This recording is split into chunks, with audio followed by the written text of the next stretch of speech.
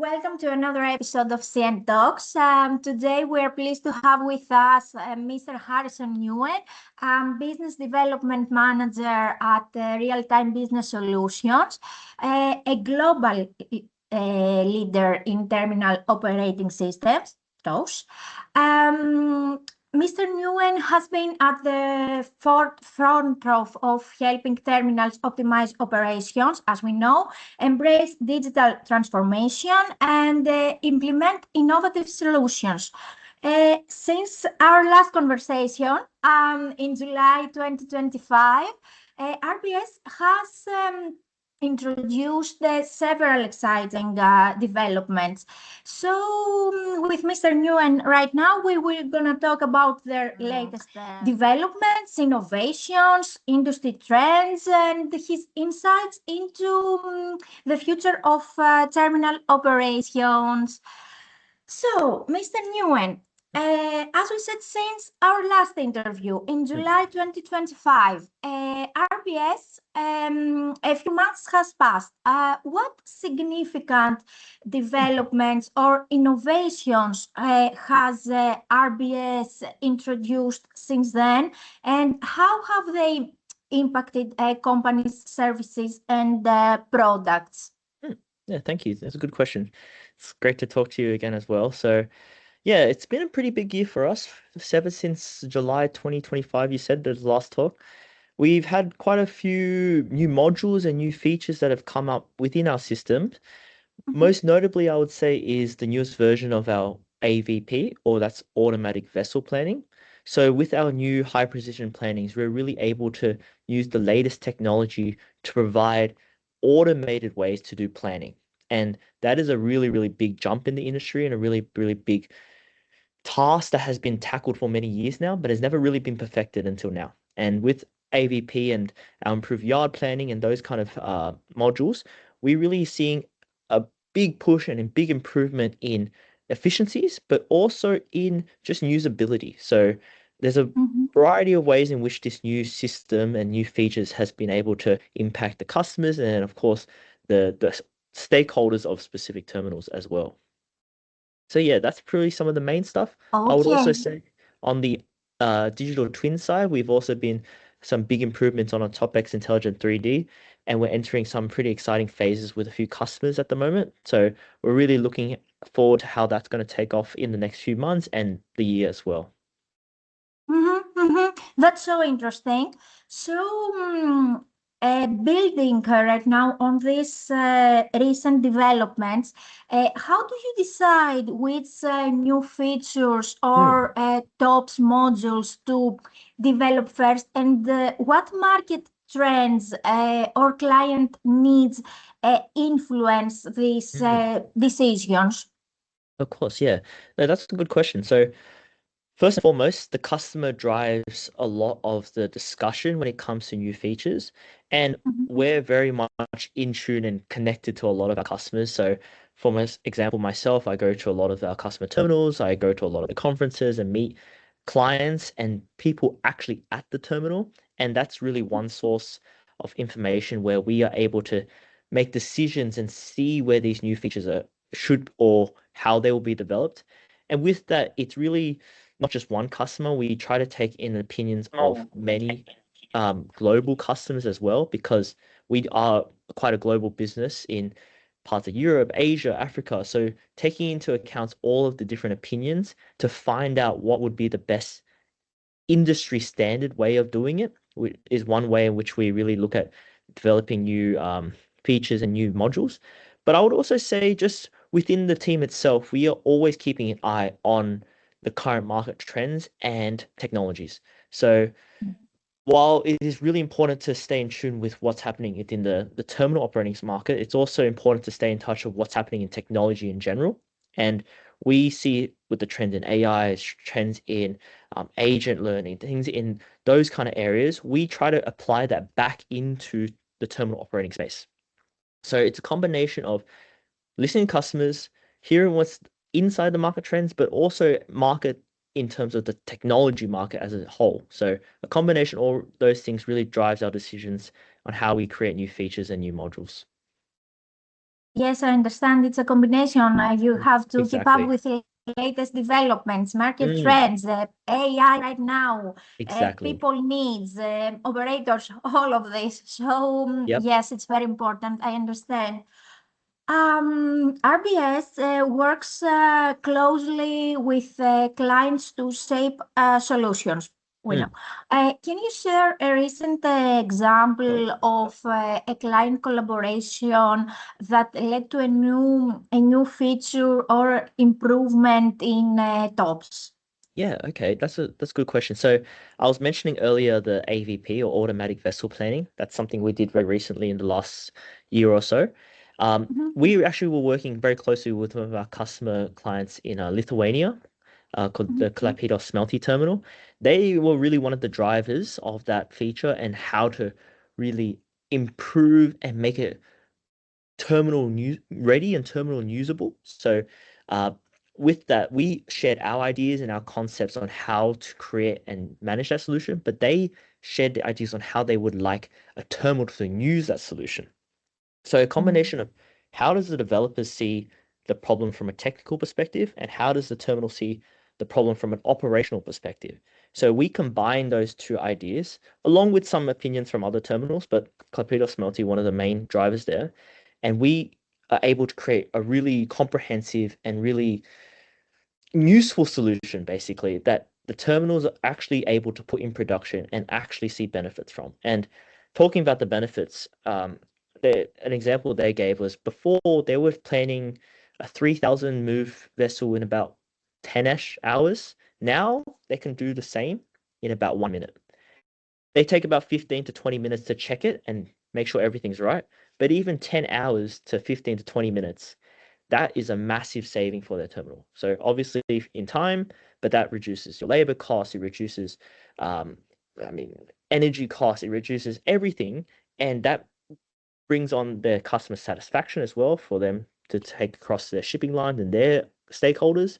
So really, um, this whole process has really had a really lot of positive effects and positive benefits for the terminal, mhm. and this is an example that how we use and talk to customers to basically um, create the best possible system. And with Smelty, I'm sure we'll continue to really improve and talk about every single one of their features as we go ahead, and we do the same with all of our customers. Yes, I understand. That's very impressive what you Thank said you. earlier. Um, so right now, the company operates in different regions with diverse operational practices. Mm. What challenges do you face in adapting your solutions in order to meet local Mm. requirements? Okay. Yeah, okay, that's a good question. So with those kind of things, you're right, it's very interesting, let's say it like that, because every single terminal has their own ideas on how to do things. They have their own legislation, their own customs, their own everything. And you're right, it creates quite a topic to how do we manage and address all of those different regions and operational practices.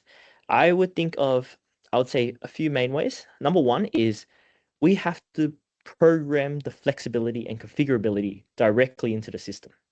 So one way in which we do that is instead of having a fixed system that just does it one way, we are able to let the customer choose and create their own parameters and their own ways in which they do it inside the system. So they can configure their own um, codes, they can configure their own ways in which they operate certain aspects.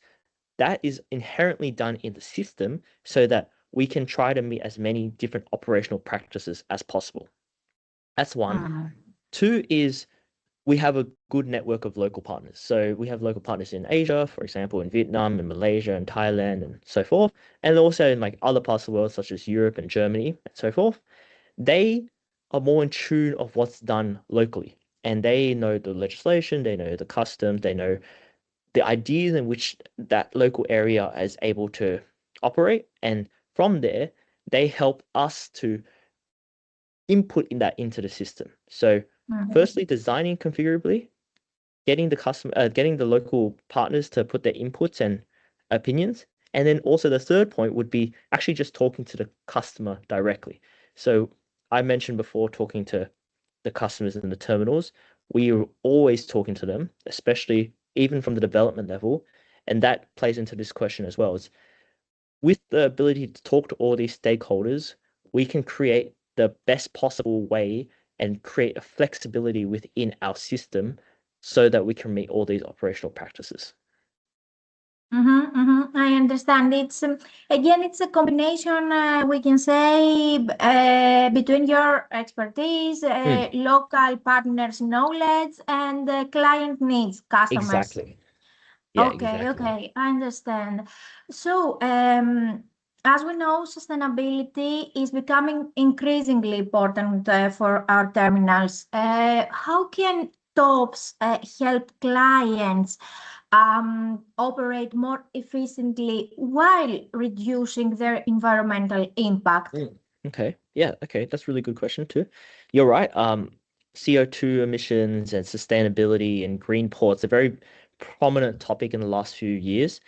I would say from a TOPS perspective, from the RBS TOPS perspective, there are two ways. So number one is reducing efficiency, reducing the not just reducing time, but increasing efficiency by reducing the amount of time spent on certain actions. And so reducing things like idle time, reducing things like unladen travel, rehandling, unproductive moves, those kind of areas inherently lower emissions because if you can move things around faster and quicker, you use less fuel and you use less resources to move them. And therefore, that inherently reduces CO2. So there's a lot of aspects in which that's done. So things like the better planning, things like optimized allocation, all those things play into lowering CO2 emissions. That's one way. So overall, that's about efficiency.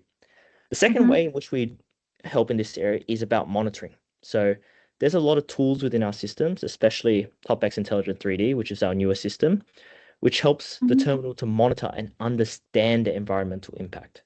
So things like measuring their emissions, measuring their fuel usage, measuring CO2 emissions, also measuring things like electrification. This is possible in the newer version of our systems, and this helps terminals to meet their CO2 and green port initiatives, as well as be ready for the future. So it's a combination of these two things so that they can really target this topic and be ready when they are addressing it. Okay, okay, yes, I understand. Training and adoption can be challenging with a complex terminal operating system. How does RBS ensure client teams quickly gain confidence and maximize the value of TOPS? Okay. Yeah, that's a really good question because a lot of the times implementations aren't just about the system. The system, where positive is great, but the thing is, how do we get the people to use the system is a really important part of it, right? So first and foremost, we have the expertise within the team. So the team itself has done many, many implementations. We operate about 50 terminals around the world now. So those dozens of terminals given us a lot of experience in how to train and how to share that knowledge with the terminals. That's number one. And from number two is we actually structure it very, very well now. Because of all of our experience, we've been able to create the programs, the documentation, the systems to help do this training properly. Along with that is with the partners that I mentioned. So the partners are able to help out a lot, and they're part of that system to really bring across effective training. That can involve things like doing things in the local language, so like in Vietnamese or German or Thai or whatever it may be, and then also translating documents and the system to the local language. So that also helps along with the training because the more the users can understand, the more they are able to use and be trained properly. So the last thing I'll mention about that is even after we train them and give them the system, we have a 24/7 system that is able to support the customers. So we have a hotline, we have a ticketing tool, we have various means of communication so that the customer is always supported. So it's not just about here's the system, there you go. It's about, okay, let us train you in the system and let us continually help you on how to use the system properly. So that's how the terminals get the maximum benefit out of the toss and how they are constantly able to access our resources and access our knowledge to improve their operation. Okay, it's again, we can say, local oriented, your Mm, training and exactly. your, yes, okay, It's okay, all I about the understand. And customer. this is, yes, and this is so important because it's a customer, so we can do everything that is necessary. Mm, Right now, looking ahead to the next 3, 5 years, what do you see as the biggest opportunities for RBS to grow in the global terminal market? okay, yeah. I mean, there's a lot of opportunity. I mean, the world is becoming a very interesting place with a lot of geopolitical things going on, with a lot of technology things going on. So personally, I would see a few areas in which there's opportunity. Number one is the digitalization of terminals. I think digital journeys have become a very, very prominent thing throughout the last few years, and the RBS is very much positioned to target that trend with our experience, with our innovations in our new technologies like TopX Intelligent 3D, like AVP, like those things. We are really Mhm, much at the center of the digitalization automation trend. That's definitely number one. Number two is that we are expanding our own product line to be beyond container terminals. We want to move into generalized cargo now as well. So that's something we're working on this year. So that will include all break bulk, liquid bulk, ro-ro, all those type of goods as well. I would say another area is inland and intermodal terminals. So something that we've been really targeting a lot and have had a lot of success in recently is rail and intermodal terminals. We see that there's been a trend towards that recently, given that shipping is becoming more expensive, it's becoming more dangerous in some parts of the world with some of the recent activities that's been going on. So a shift towards rail terminals that can save costs and save time has really been a way to go with some operations logistically. And because of that, we have a system that's perfectly suited for rail and intermodal terminals and has had a lot of success in the last few years. We've done implementations in Asia, in Australia, in Europe recently. So with that, we see a big trend there. And overall, we just have a really good product map now that is able to target so many different types of terminals. So to recap, I would say automation digitalization is number one. Number two is expanding beyond just container terminals. Number three is uh, a focus on also intermodal terminals now. And four is just a really comprehensive product solution. So those are mhm. a lot of opportunities there and a lot of points there, but basically we see a possibility in the next 3 to 5 years for really, really exciting amount of growth. Mm-hmm, mm-hmm. I see, I see. Yes, every day we can say is a new challenge of Exactly. digitalization, energy efficiency, all of them, and the customers between them. Yep. Based on your experience in business development at RBS, what advice would you give to companies considering upgrading their terminal systems? Okay, yeah, that's a good point.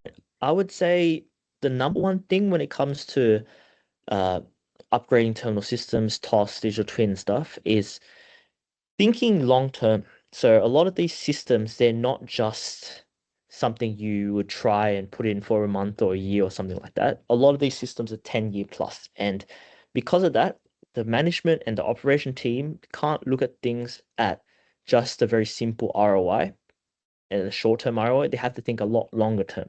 They have to think about what the impact to the operations will be, the impact to the stakeholders, impact to the overall landscape. And that is really important because when you're evaluating the system, it gives you a different perspective on how to evaluate. You really have to evaluate from what can the vendor do? What can the vendor go and do in the future? And how is that going to match up with our goals? And with RBS, we really try to convey a lot of those ideas through showing what we have to innovate, what we have coming next, what we have currently, and what we can do with all our network and all of our technologies. So thinking long term is definitely one. And I think something that links to that, the second point, is really about making sure the people are good as well. So when I say that, it's about the connection between the vendor, so RBS, and the customer. And I've said it a lot that we talk to the customer, we talk with them constantly. And that's really important because at the end of the day, it's not just a system we give to you, it's a system that you will use and we will improve together with you.